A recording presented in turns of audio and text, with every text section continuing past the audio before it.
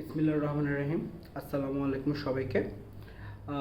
আমি একজন আওয়ামী লীগ সমর্থিত খুব ছোটোখাটো একজন মানুষ। অনেক কম জানি, কম বুঝি, অনেক ভুলের মধ্যে রয়েছি, তবু নিজেকে সংশোধন করার চেষ্টা করি। যাক, সে বিষয়ে গেলাম না। আজকে যে কথাগুলো বলতে এসেছি আমি, বর্তমান সরকারের রাষ্ট্রপ্রবাহ যেই অবস্থা, প্রবাহমান যে অবস্থা, এই অবস্থা নিয়ে প্রথম যদি সরাসরি আমি কথায় আসি, সরাসরি কথাতেই আসি। অন্তর্বর্তীকালীন সরকার এবং তার উপদেষ্টা মণ্ডলীকে নিয়ে আমার আসলে কিছু বলার নেই। তারা সকলেই নিজ নিজ কর্মক্ষেত্রে অত্যন্ত সফল এবং সফলতার পরিচয় রেখেছেন। ডক্টর মোহাম্মদ ইউনূস সাহেবকে নিয়ে আসলে আমি কোনো সেরকম জাজমেন্টালে যাব না, শুধু তাকে নিয়ে আমি একটা ছোট্ট মন্তব্য করতে চাই। মন্তব্যটি হলো, আমার মতে বর্তমানে এশিয়ায় কোনো দেশকে ইকোনমিক্যালি ডেভেলপ করতে গেলে এই সমগ্র এশিয়াতে তার চাইতে যোগ্য ব্যক্তি দ্বিতীয়টি নেই। এবার তৃতীয় আলোচনায় যদি আসি, সেক্ষেত্রে আসছে ছাত্র সমন্বয়কারীরা। ছাত্রলীগের ভাই বোনরা যদি আমাকে দেখেন এবং সাধারণ জনগণ যদি আমাকে দেখেন, আপনি তাদের স্ট্রাকচারটা আগে থেকে ফলো করেন, আরও আগে থেকে ফলো করেন। আসিফ সাহেব এবং সাকিব সাহেব যারা মন্ত্রণালয়ে রয়েছেন, তারা অত্যন্ত মেধাবী এবং যোগ্য, এই বিষয়ে আমার কোনো রকম সন্দেহ নেই। কারণ তাদের পাঠচক্রে আমি অনেকগুলো বিষয় আমি তাদের শুনেছি, দেখেছি। তারা বুদ্ধিবৃত্তিক আলোচনা করে এবং সবচেয়ে আমার যে জিনিসটি ভালো লেগেছে সেটি হলো, এক জায়গায় সাকিব ভাই সম্ভবত তিনি বলছেন যে আমরা কেন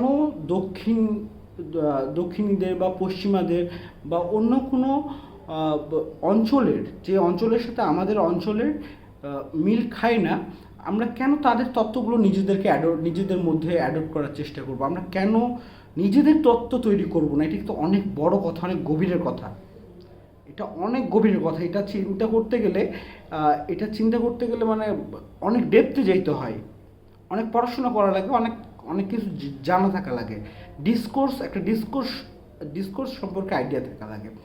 তো নিঃসন্দেহে তাদের কাজকর্ম এখনও দেখিনি সেভাবে, তবে তারা একটা অবশ্যই গণঅভ্যুত্থান করেছেন, যেটা অনস্বীকার্য।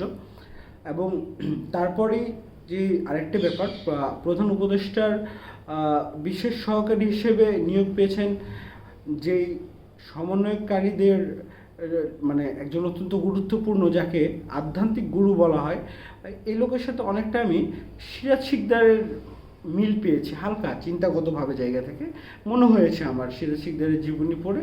এবং এই ছেলের বা এই ভদ্রলোকের বা সে 15-16 এসএসসি ব্যাচ, তার ঢাকা ইউনিভার্সিটি আইন বিভাগের ছাত্র, 15-16 ব্যাচের। হ্যাঁ, তার মতো অল্প বয়সী তরুণ, এত ডিপলি তার একটা বক্তব্য আছে, আমি শোনার জন্য আপনাদেরকে রেকমেন্ড করবো, আপনারা ফেসবুকে সার্চ করলেই পাবেন।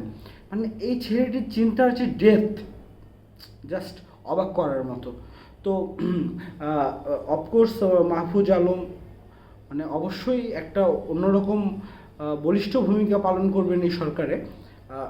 এই হলো আমাদের আপাতত উপদেষ্টা মণ্ডলীদের কাজ। উপদেষ্টা মণ্ডলীর সম্পর্কে খুব সংক্ষেপে বলার চেষ্টা করলাম।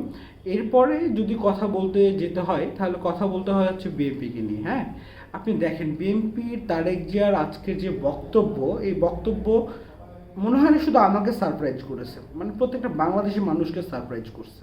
তিনি যেভাবে সংস্কারের কথাগুলো বলেছেন এবং শান্তিপূর্ণভাবে বা কোনো বিদ্বেষমূলক কথাবার্তা বলেননি, খুব সুন্দরভাবে সুন্দর একটা বক্তব্য দিয়েছেন। আপনি শুনলে বুঝতে পারবেন, এখানে বুঝতে পারবেন যে একটা পজিটিভ রাজনীতি মোড় নিচ্ছে।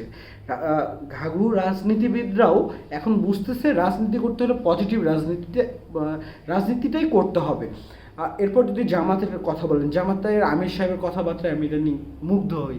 হ্যাঁ, ঠিক আছে, এই জন্য যদি কেউ আমাকে লেগ পুলিং করতে চান করতে পারেন। কিন্তু জামাতের আমির সাহেব অসাধারণ বক্তব্য দিয়েছেন। হ্যাঁ, তো তিনি বলেছেন যে আমরা সবাইকে ক্ষমা করে দিয়েছি, এটা অনেক বড় ব্যাপার। হ্যাঁ, শেখ মুজিব সাহেব যুদ্ধাপরাধীদের ক্ষমা করে দিয়েছিলেন।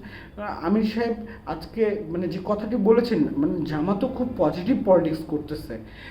শুধুমাত্র এদের মধ্যে একটু বাউলা তালে নাচতেছে হচ্ছে ওই কি নুরু সাহেবের দল।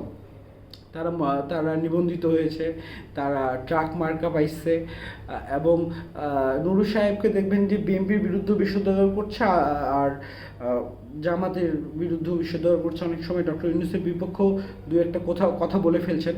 তো আমার যেটা মনে হয় যে বাংলাদেশ একটা মারাত্মক পজিটিভ রাজনীতির দিকে, পজিটিভ রাজনীতি বলতে আমরা যেটা বুঝি, হ্যাঁ, যদি জনগণ সচেতন হয়ে যায় সাথে সাথে, মানে এই এই বিএনপি জামাত এটা তো হিউজ একটা মাস পিপুল, জনসংখ্যার সাথে তারা উঠা বসা করে, বা তাদের ইউনিয়ন পর্যন্ত মানে বিশাল মাস কমিউনিকেশন আছে তাদের একটা। তারা যদি জনগণের মধ্যে সেই পরিবর্তনটা আনতে পারে, ভুলকে ভুল বলার, সঠিককে সঠিক বলার, অবশ্যই এটা মানে প্রশংসার দাবিদার। মানে এখানে আপনার আমার আওয়ামী লীগ বিএনপি না, সবার কন্ট্রিবিউশন থাকা দরকার। এবার আসি আরেক কথায়, যেহেতু আমি একজন আওয়ামী লীগ কর্মী, হ্যাঁ, এবং আওয়ামী লীগকে সমর্থন করি, সেই জায়গা থেকে আমি একটা স্ট্রেট কথা আপনাদেরকে বলতে চাই। ভাই, আপনি যদি কোনো দুর্নীতিবাজ না হন, কারো যদি 10 টাকা নামে রেখেন, কারোর উপর যদি অত্যাচার না করেন, তাহলে সোচ্চার হন। আপনার এই 13 বছরের দেখা যত দুর্নীতিবাজ আছে, আপনার নেতা হোক, আপনার ভাই হোক, তাদেরকে ধরাই দেন, দেখাই দেন, চেনাই দেন, তাদেরকে বুঝিয়ে দেন। আওয়ামী লীগ থেকে যত নোংরা আছে সব পরিষ্কার করেন। 15 বছর না, 20 বছর আমরা সময় নিব। আমরা আমাদের পজিটিভ রাজনীতি, আমাদের রাজনৈতিক আদর্শ এবং অতীতের ইতিহাস, আমরা তো এই আমাদের যেই হাতে রক্তের, আমাদের আওয়ামী লীগ সরকারের হাতে যেই রক্তের দাগ লেগে আছে, এটা মানে ওই আপনার যে আপনি চাইলেন আর মুছে ফেললেন, বা জাতি চাইলেই ভুলে গেল, নট লাইক দ্যাট, এরকম না ব্যাপারটা। অতএব আপনি যদি সঠিকভাবে আওয়ামী লীগকে সমর্থন করেন এবং আওয়ামী লীগের সুন্দর দিন দেখতে চান, তবে অবশ্যই আপনি আওয়ামী লীগের সমালোচনা করবেন, আওয়ামী লীগের ভুলগুলো নিয়ে কথা বলবেন, এবং সেই ভুলগুলো কিভাবে সঠিক করা যায় সে বিষয়ে কথা বলবেন। আর এখন যে দেশের অবস্থা, অফকোর্স দেশের অবস্থা স্টেবল না, নাজুক পরিস্থিতি। তবে আমি আশা করব ক্ষমতায় না থেকেও যারা ক্ষমতায় আছেন, বা জনগণের সমর্থন যাদের সাথে আছে, যেমন সেটা ছাত্র সমন্বয়কারী হইতে পারে, বিএনপি হইতে পারে, আওয়ামী লীগ হইতে পারে, সবার প্রতি আমার একটা মানে ঐকান্তিক অনুরোধ হলো যে এই জনগণের মধ্যে এই সচেতনতা, মানে জনগণের মধ্যে এই ব্যাপারটা, এই জিনিসটা, মানে জনগণ প্রত্যেকটা মানুষকে অনেস্ট হওয়ার যে তাগিদটা, এটা দেওয়ার আপনারা সর্বোচ্চ চেষ্টা করবেন।